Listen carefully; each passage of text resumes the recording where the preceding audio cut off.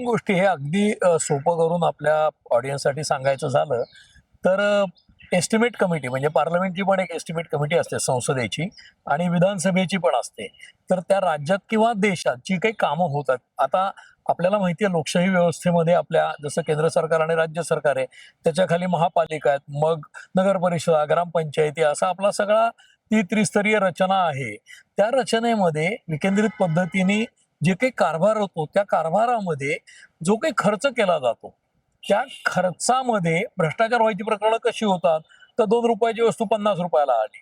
म्हणजे अण्णा हजारेंनी जी आंदोलनं केली त्याच्यामध्ये अ, शशिकांत सुतार नावाचे मंत्री, कृषी मंत्री त्यावेळेचे मनोहर जोशींच्या सरकारमधले, त्याच्यानंतर बबनराव घोलप, तर असे काही मंत्र्यांवर टाच आली होती त्या अण्णा हजारेंच्या भ्रष्टाचाराच्या विरोधातल्या आंदोलनामुळे.